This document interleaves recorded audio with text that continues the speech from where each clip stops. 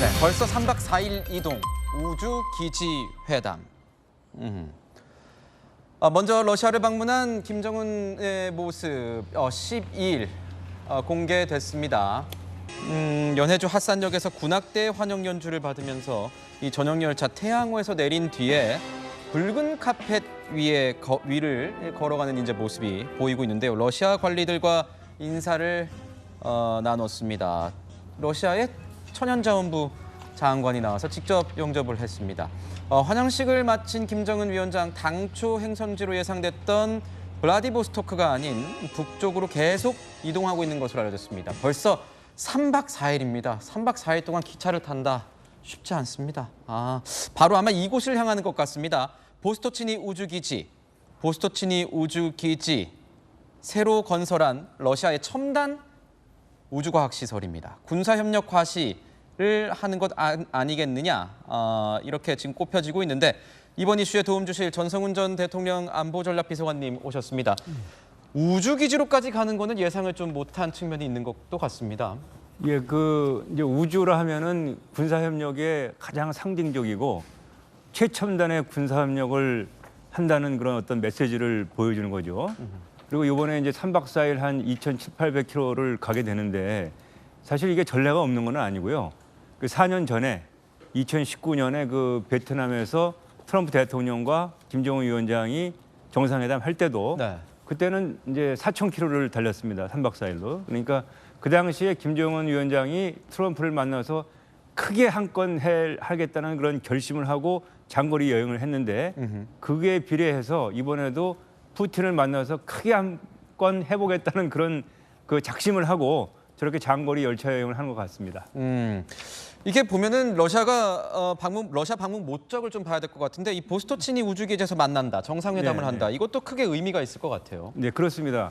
지금 이제 북한은 핵무력을 완성한 상태에서 그 완성한 핵무력을 좀 더 정교하게 하면서 이제 위성 발사라든가 이렇게 해가지고 현대화를 추진하고 있거든요. 그렇게 볼 때 이제 현 단계에서 북한의 핵무력을 더 끌어올리기 위해서는 선배 핵보유국인 또 세계 제2의 핵 강국인 러시아의 도움이 절대적으로 필요하기 때문에 지금 우주기지를 가기 때문에 이제 정찰 위성이라든가 그런 거에 대한 협력도 포함되겠지만 기타 다양한 여러 가지 재래식 분야에서도 최첨단을 구가하는 러시아의 군사과학 기술 이게 북한으로 이전될 가능성이 상당히 많아지고 있다. 저는 그렇게 생각이 됩니다. 김영주 의원님, 네. 지금 보면은 이 보스토치니 말고도 하바롭스크주도 갈 수 있다. 근데 이 하바롭스크주가 굉장히 또 무기하고 연관이 되는 곳 아니겠습니까? 하바롭스크주가 상당히 과학 도시고 또 교육 도시입니다. 가보면 아주 깨끗하고 사실 블라디보스톡은 사실은 군인들의 도시거든. 우리나라 보면 해군 사관학교가 있는 그렇군요. 그런 도시인데 비해서 하바롭스크는 굉장히 과학적이고 역사적인 도시이기 때문에 아마 블라디보스톡은 지금 가봤자 동방경제포럼 때문에 굉장히 복잡할 거예요. 교통도 거의 움직일 수 없고 작년에 제가 가봤습니다. 근데 하바롭스크주는 상당히 평온하고 안정적으로 정상회담을 할 수 있는 곳이고 다만 이제 바스토치니 우주기지도 실질적으로 지금 이제 공식적인 도시 이름은 지올콥스키 말하자면 우리가 지금 과학자 이름으로 만든 우주과학자 도시거든요. 네. 거기도 지금 건설 중에 있습니다만 상당히 안정된 도시이기 때문에 거기도 가능성이 있다 그렇게 보여집니다. 현재 김정은 정상회담을 위해서 장거리 이동 중입니다. 김정은의 열차 계속 칙칙폭폭 달리고 있습니다. 현재도 계속 달리고 있습니다. 3박 4일을 달리고 있습니다. 엄청난 거리인데 굳이 열차를 이용하는 건 어제 말씀드린 대로 역시 보안상 문제가 아닐까 이런 생각도 드는데 지금 보면은 이것과 함께 눈에 띄는 게 김정은의 이 러시아 방문 수행단의 군부 핵심 실세들이 대거 포함돼 있다는 겁니다. 전성훈 비서관님. 네. 이 김정은이 대동한 인물들 보면은 과거 4년 전에는 외교 라인이 좀 그렇습니다. 주축이었던 것 같은데 이번엔 정말 다 군부 실세들이에요. 결국 이제 군사협력이 이번 회담의 핵심 주제라는 걸 보여주는 거고요.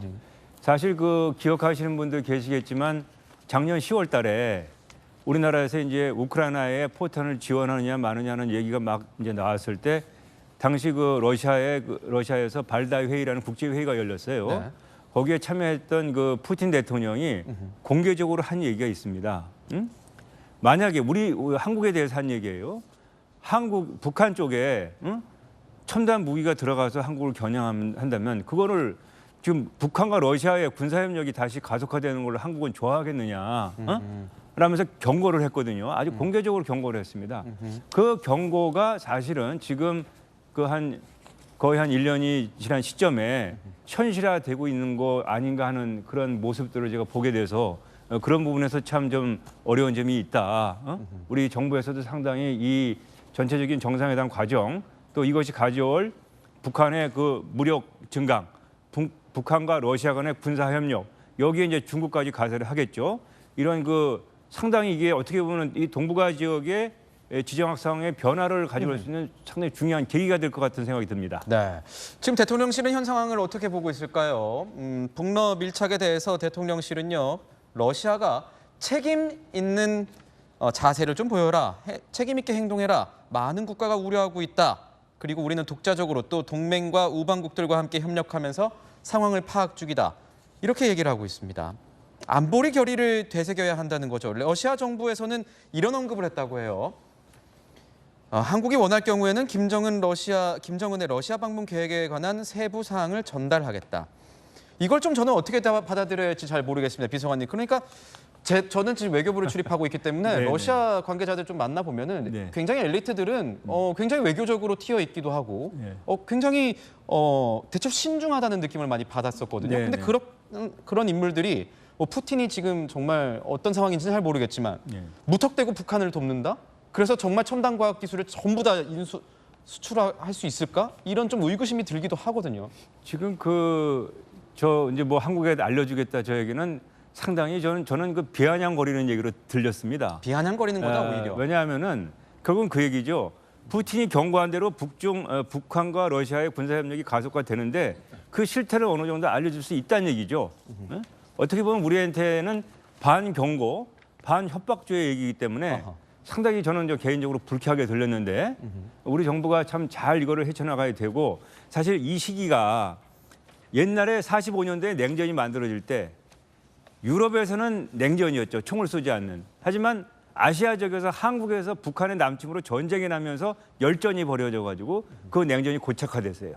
근데 지금은 거꾸로 아시아 지역에서 중국을 상대로 해서 사실상 냉전이 구축되는데 유럽에서 우크라이나에서 열전이 발생하면서 그 여파로 여기 냉전이 더 지금 가속화되고 고착화되고 있는 부분입니다.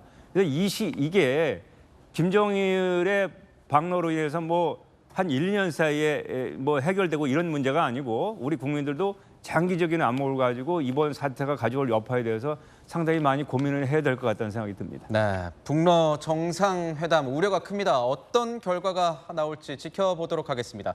저희는 60초 뒤에 돌아오겠습니다.